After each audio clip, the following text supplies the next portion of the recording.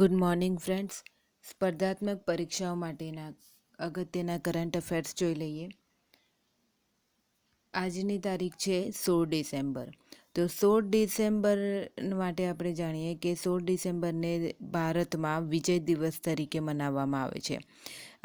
દેશભરમાં દર વર્ષે 16 ડિસેમ્બરને ભારત પાકિસ્તાન વચ્ચે થયેલા 1971ના યુદ્ધમાં ભારતની જીત એન્ડ પાકિસ્તાનની જે હાર થઈ હતી, ઉપરાંત યુદ્ધમાં જે ભારતીય શહીદ થયા હતા એ જવાનોના સન્માનમાં વિજય દિવસ મનાવવામાં આવે છે. તો 16 ડિસેમ્બરનો દિવસ જ હતો જ્યારે ભારતથી સેના સામે પાકિસ્તાનની સેનાએ સરેન્ડર કર્યું હતું. એન્ડ એ વખતે જે આપણા વડાપ્રધાન હતા શ્રીમતી ઇન્દિરા ગાંધી, જેમને લોખંડી મહિલા તરીકે ઓળખવામાં આવે છે, તેમણે મહત્ત્વનો નિર્ણય લીધો હતો એન્ડ ભારતની સેનાને ઢાકા તરફ કૂચ કરવાનો આદેશ આપ્યો હતો.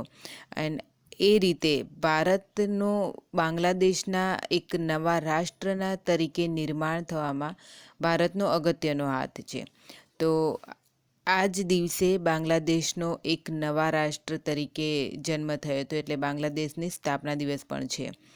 ભારતના 3900 જેટલા શહીદ થયા હતા આ યુદ્ધમાં, પરંતુ ભારતે મતલબ એક તો પાડોશીમાં આપણે પણ હેરાન થતા હતા, કારણ કે પાકિસ્તાનના બે પાર્ટ હતા, કે પાકિસ્તાન એન્ડ પૂર્વ પાકિસ્તાન, એન્ડ વચ્ચે ભારત હતું. તો એમના જ્યારે યુદ્ધ થતો હતો એમાં ભારતના પણ શહેરો ઉપર બોમ્બમારો કરવામાં આવી રહ્યો હતો. તો એ વખતના જે પ્રધાનમંત્રી જે હતા એમણે અગત્યનો નિર્ણય લીધો અને એમણે યુદ્ધનો આદેશ આપી દીધો હતો. એન્ડ આપણે બોલે તો ભારતીય સેનાએ પાકિસ્તાનને હરાવ્યા એન્ડ બાંગ્લાદેશને એક રાષ્ટ્ર તરીકે ઉભરવા માટે મહત્ત્વની મદદ કરી હતી. તો એ વિજય તેમજ યુદ્ધમાં જે શહીદ થયેલા જવાનો છે એમની શહીદીના સન્માનમાં આ વિજય દિવસ આજના દિવસે મનાવવામાં આવે છે. તો આજના દિવસનું મહત્ત્વ જોઈ લીધું. હવે ક્વેશ્ચન્સ જોઈ લઈએ આજના. યુનેસ્કો દ્વારા બંગબંધુ શેખ મુજીબુર રહેમાન નામે કયા ક્ષેત્રમાં એક આંતરરાષ્ટ્રીય પુરસ્કાર શરૂ કરવાનો નિર્ણય લીધો છે? રચનાત્મક અર્થવ્યવસ્થા, ક્રિએટિવ ઇકોનોમી. તો નવેમ્બર 2021થી યુવાઓને વૈશ્વિક આર્થિક પહેલ માટે $50,000નો પુરસ્કાર કે જે 2 વર્ષે એકવાર આપવામાં આવશે. યુનેસ્કો દ્વારા બંગબંધુ શેખ મુજીબુર રહેમાનના નામે એક રચનાત્મક અર્થવ્યવસ્થાના ક્ષેત્રમાં એક આંતરરાષ્ટ્રીય પુરસ્કાર શરૂ કરવાનો નિર્ણય લેવામાં આવ્યો છે. તો બંગબંધુ શેખ મુજીબુર રહેમાન એ બાંગ્લાદેશના પહેલા રાષ્ટ્રપતિ હતા. આ ઉપરાંત તેઓ 1971થી 1975 દરમિયાન પ્રધાનમંત્રી પણ રહ્યા હતા, જ્યાં સુધી એમની હત્યા કરી દેવામાં ના આવી 15 ઓગસ્ટ 1975માં. તેમને ફાધર ઓફ ધી નેશન તરીકે બાંગ્લાદેશમાં ઓળખવામાં આવે છે. આગળનો ક્વેશ્ચન જોઈએ. ભારત અને કયા દેશ વચ્ચે સ્વાધીનતા સડક ખોલવામાં આવશે? બાંગ્લાદેશ. તો ભારત અને બાંગ્લાદેશ વચ્ચે માર્ચ 2021માં, એટલે કે 26 માર્ચ 2021માં સ્વાધીનતા સડક ખોલવામાં આવશે. સડક ભારતીય બાજુથી કાર્યાત્મક છે એન્ડ બાંગ્લાદેશમાં મુજીબનગર મેહરપુર જિલ્લાના માધ્યમથી જોડાશે.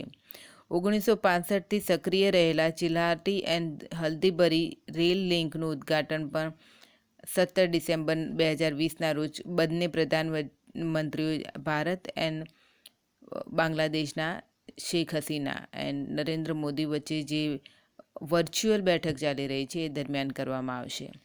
તો આ વર્ચ્યુઅલ બેઠક જે ચાલી રહી છે એમાં જ એમણે નિર્ણય લીધો કે સ્વાધીનતા સડકને ખોલવામાં આવશે. ડાબર ચ્યવનપ્રાશના બ્રાન્ડ એમ્બેસેડર તરીકે કોને નિયુક્ત કરવામાં આવ્યા? અક્ષય કુમાર. તો શિયાળો આવી ગયો છે, તો હવે ચ્યવનપ્રાશના એડ આવ્યા કરશે. તો ડાબર ચ્યવનપ્રાશ અત્યારે કોરોના છે, તો એમાં તો ખાસ શક્તિવર્ધક જોઈએ બધું. તો એના માટે ડાબર ચ્યવનપ્રાશને ફેમસ વધુ બનાવવા માટે કે લોકો સુધી પહોંચે, એન્ડ અક્ષય કુમારને જે ખુદ હેલ્થ માટે બહુ જાણીતા છે, એમને બ્રાન્ડ એમ્બેસેડર તરીકે નિયુક્ત કરવામાં આવ્યા છે. આગળનો ક્વેશ્ચન જોઈએ. કયા રાજ્ય સરકાર દ્વારા સચિવાલય અને સરકારી કર્મચારીઓને ટી શર્ટ અને જીન્સ પહેરીને કાર્યાલય ઉપર પ્રતિબંધ મૂકી દીધો છે? કાર્યાલય બહાર આવવા ઉપર રોક મૂકી દીધો છે. મહારાષ્ટ્ર. તો મહારાષ્ટ્ર રાજ્ય સરકાર આજકાલ બહુ નિર્ણયો લે છે સ્ટ્રીકવાળા. તો એમણે નિર્ણય લીધો છે કે સચિવાલય કે સરકારી કર્મચારીઓ ટી શર્ટ એન્ડ જીન્સ કે સ્લીપર પહેરીને ઓફિસમાં નહીં આવી શકે. એમણે એક ડ્રેસ કોડ તૈયાર કરી દીધો છે સરકારી કર્મચારીઓ માટે કે મહિલાઓએ કેવા પ્રકારનો ડ્રેસ કોડ રાખવો જોઈએ એન્ડ પુરુષોએ કયા પ્રકારનો રાખવાનો છે. તેમાં એમણે જીન્સ, ટી શર્ટ કે સ્લીપરને સરકારી કચેરીમાં પહેરીને આવવા ઉપર પ્રતિબંધ લગાવ્યો છે. વધુમાં દરેક કર્મચારીએ શુક્રવારે અઠવાડિયામાં એકવાર કમસે કમ ખાદીના કપડાં પહેરવાના રહેશે, જેથી હાથશાળના ઉદ્યોગને પ્રોત્સાહન મળી શકે. એક રીતેના proper and clean dress code રહેવો જોઈએ તમારો. મહિલાઓ માટે sari, salwar, churidar, kurti, trouser, pant, shirt કે દુપટ્ટો જે એવું પ્રકારના જ પહેરી શકશે. એન્ડ પુરુષો શર્ટ, પેન્ટ કે ટ્રાઉઝર જ પહેરી શકશે. એન્ડ ચપ્પલમાં મહિલાઓ ચપ્પલ, સેન્ડલ કે શૂઝ પહેરી શકશે. જ્યારે પુરુષો માટે માત્ર શૂઝ એન્ડ સેન્ડલ છે, સ્લીપર તો નહીં જ. આ ઉપરાંત તેમણે ઘાટા કલર કે એમ્બ્રોઇડરીવાળા પણ નહીં પહેરવાના. તો સરકાર હવે બહુ ટિપિકલ એન્ડ સ્ટ્રિક્ટ. આપણે આપણા સ્કૂલમાં ટીચર લોકો માટે પણ આ જ ડ્રેસ કોડ હોય છે કે નહીં. તમે જ્યારે તમારી પાસે બાળકો આવે છે અને તમે બાળકો વચ્ચે હોવ છો એ વખતે એક ડ્રેસ કોડ જેવું હોય છે કે નહીં, તમે અમુક પ્રકારના કપડાં નહીં પહેરી શકો. તો મહારાષ્ટ્ર સરકારે દરેક સરકારી કર્મચારી ઉપર આ લાગુ કર્યું છે. લોસાર નવ વર્ષ તહેવાર કોના દ્વારા મનાવાયો? લદ્દાખ ક્ષેત્રના લોકો દ્વારા. તો લદ્દાખ ક્ષેત્રના લોકો દ્વારા 15 ડિસેમ્બર 2020ના રોજ લદ્દાખી નવ વર્ષ તહેવાર લોસાર મનાવવામાં આવ્યો. લેહના ચોકંગા વિહારમાં પ્રતિકાત્મક લોસાર સમારોહ અને વિશેષ પ્રાર્થનાઓ આયોજિત કરવામાં આવે છે. નવ વર્ષની શરૂઆતને ચિહ્નિત કરવા માટે એક પારંપરિક ઝંડો તારચેન ફરકાવવામાં આવે છે. 15મી સદીથી આ દિવસની ઉજવણીની શરૂઆત કરવામાં આવી છે એન્ડ આ છેલ્લા 15 દિવસ માટે મનાવવામાં આવે છે. પરંતુ પ્રથમ 3 દિવસો એ સૌથી મહત્ત્વપૂર્ણ હોય છે. દરેકનું પોતાનું નવ વર્ષ અલગ હોય છે. લદ્દાખનું હમણાં ચાલે છે. 15 ડિસેમ્બર 2020ના રોજ સરદાર પટેલની કેટલામી પુણ્યતિથિ હતી? તો 50મી. તો સરદાર પટેલ એમનું 15 ડિસેમ્બર 1950માં 75 વર્ષની ઉંમરે હાર્ટ એટેકથી મૃત્યુ થયું હતું. તેઓ ભારતના પ્રથમ ઉપપ્રધાનમંત્રી અને પ્રથમ ગૃહમંત્રી હતા. સરદાર પટેલ ભારતીય રાષ્ટ્રીય કોંગ્રેસના નેતા એન્ડ ભારતીય આઝાદીના ચળવળના મુખ્ય કાર્યકર્તા હતા. સ્વતંત્ર ભારતની સરકારમાં તેઓ ગૃહમંત્રી એન્ડ નાયબ વડાપ્રધાન રહ્યા હતા. તેમનું મુખ્ય જેમના માટે એમને યાદ કરવામાં આવે છે એ છે સ્વતંત્ર ભારતના 545 જેટલા પ્રાંતિજ જે દેશી રજવાડાઓ હતા એમના વિલીનીકરણનું મહત્ત્વનું કાર્ય કર્યું હતું એમણે, જેના માટે તેમને ભારતના બિસ્માર્ક તરીકે ઓળખવામાં આવે છે. આ ઉપરાંત તેઓને લોખંડી પુરુષ તરીકે પણ આયરન મેન ઓફ ઇન્ડિયા તરીકે ઓળખવામાં આવે છે. એમના વિશેનો એક વિડીયો અહીં ડિયર શો ચેનલ પર આપણે બનાવેલો છે, તમે જોઈ શકો છો. જે સરદાર પટેલ વિશેની તમામ માહિતી જે પ્રિલિમ એન્ડ મેઇન્સ માટે ખાસ મદદરૂપ થઈ શકે છે. મેં કદાચ ફરીથી લિંક પણ શેર કરી દઈશ તમારા માટે. આગળનો ક્વેશ્ચન જોઈએ. કયા દેશે 14 ડિસેમ્બરના રોજ પોતાનો શહીદ બૌદ્ધિક દિવસ મનાવ્યો? અહીંયા આવશે બાંગ્લાદેશ. તો બાંગ્લાદેશે પોતાનો શહીદ બૌદ્ધિક દિવસ 14 ડિસેમ્બરે મનાવ્યો, કારણ કે આપણે હમણાં જોયું કે વિજય દિવસ મનાવ્યો હતો 16 ડિસેમ્બરે. તો આ પહેલાં જ્યારે પાકિસ્તાન દ્વારા બાંગ્લાદેશને જ્યારે એમનો હિસ્સો હતો એ વખતે એક રીતે અત્યાચાર ગુજારવામાં આવ્યો હતો. તો બાંગ્લાદેશ દ્વારા દર વર્ષે આ 14 ડિસેમ્બરે એક યાદગીરી રૂપે શહીદોની શ્રદ્ધાંજલિ આપવાના રૂપે આ દિવસને શહીદ બૌદ્ધિક દિવસ મનાવવામાં આવે છે. આ એક પ્રકારે ક્રૂરતાનો દિવસ છે. એ દર્શાવે છે કે જ્યારે પાકિસ્તાની બળો દ્વારા 1971માં ઢાકા અને અન્ય ભાગોમાં શિક્ષકો, ડૉક્ટરો, પત્રકારો અને અન્ય સેંકડો બુદ્ધિજીવીઓને મારી દેવામાં આવ્યા હતા. અને 16 ડિસેમ્બરે પછી 1971માં 16 ડિસેમ્બરના રોજ બાંગ્લાદેશને આઝાદી મળી અને અલગ રાષ્ટ્ર બન્યું હતું. તો આ દિવસે એક ટપાલ ટિકિટ પણ બહાર પાડવામાં આવી હતી, જે ટપાલ વિભાગના 152 જેટલા શહીદો જે થયા હતા એમની યાદગીરી રૂપે. એન્ડ ઢાકાના મીરપુર ક્ષેત્રમાં એક સ્મારક પણ બનાવવામાં આવ્યું છે. લગભગ 1222 જેટલા લોકોનું કતલેઆમ કરી દેવામાં આવી હતી. એન્ડ પછી 1972માં એક સૂચિ પ્રકાશિત કરવામાં આવી હતી કે જે મૃત્યુ પામ્યા હતા, જે શહીદ થયા હતા બુદ્ધિજીવીઓ એમને. તો એમાં 1070 જેટલાની સૂચિ બહાર પાડવામાં આવી હતી એમને સ્મારકમાં. પણ સૌથી ઓછા સમયમાં વધુ વ્યક્તિઓનું જે કતલેઆમ કરવામાં આવ્યું હતું એ આ હતો કે જેમાં લોકોને ઘરેથી કાઢીને પણ મારી દેવામાં આવ્યા હતા. આ બહુ ક્રૂરતાવાળું છે. આગળનો ક્વેશ્ચન જોઈએ. યશવર્ધને કઈ ઇવેન્ટમાં સુવર્ણ પદક જીત્યો? 10 મીટર એર રાઇફલ ઇવેન્ટ. તો ભારતના યશવર્ધને 10 મીટર એર રાઇફલ ઇવેન્ટ જીતી છે. તેમણે જુનિયર એશિયાઈ ચેમ્પિયન જે યશવર્ધને 13 ડિસેમ્બરે આંતરરાષ્ટ્રીય ઓનલાઈન શૂટિંગ ચેમ્પિયનશિપના 6થા સંસ્કરણમાં 10 મીટર એર રાઇફલની પ્રતિયોગિતા જીતી લીધી છે.